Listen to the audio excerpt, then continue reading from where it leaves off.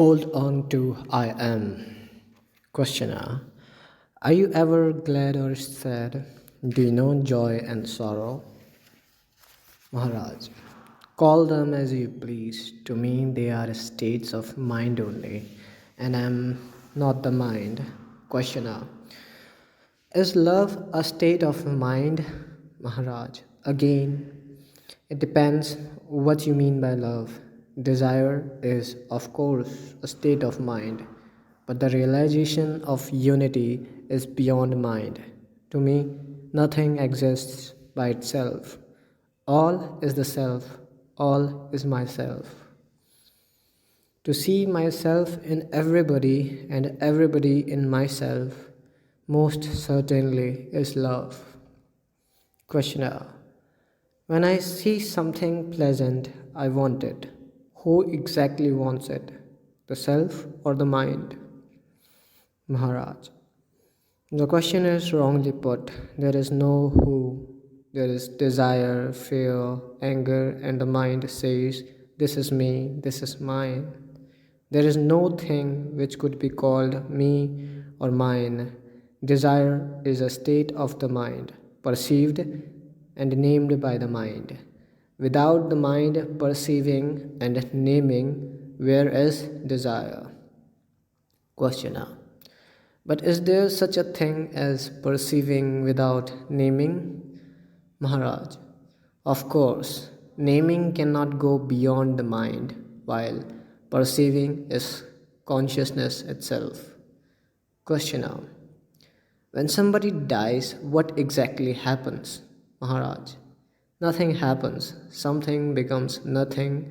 Nothing was. Nothing remains. Questioner. Surely there is a difference between the living and the dead. You speak of the living as dead and of the dead as living.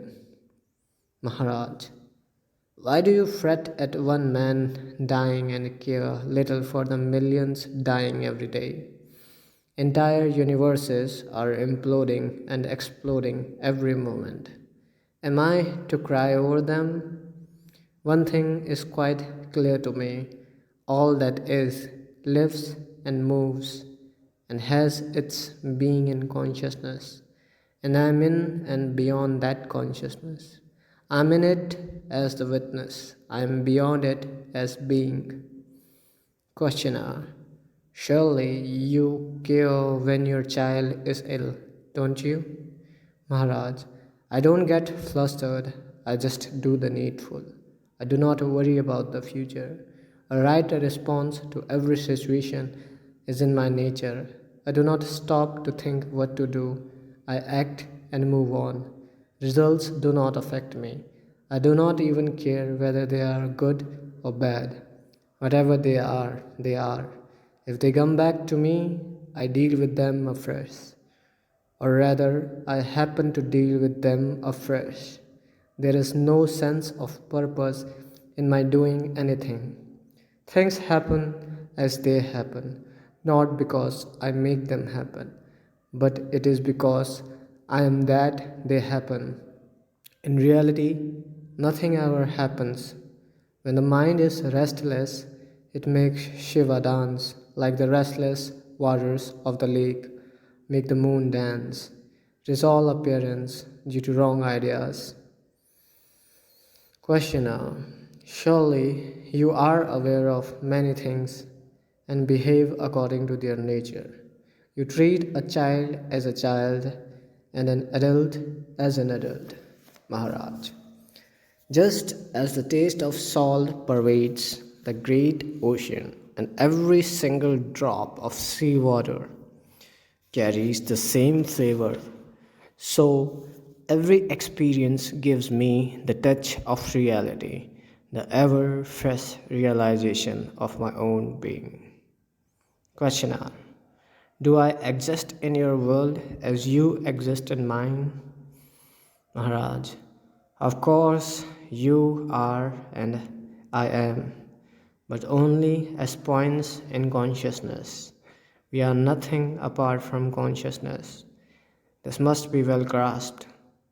The world hangs on the thread of consciousness. No consciousness, no world.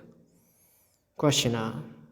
There are many points in consciousness. Are there as many words? Maharaj. Take dream for example. In a hospital, there may be many patients, all sleeping, all dreaming, each dreaming his own private personal dream, unrelated, unaffected, having one single factor in common illness. Similarly, we have divorced ourselves in our imagination from the real world of common experience and enclosed ourselves in a cloud of personal desires and fears, images and thoughts, ideas and concepts. Questioner.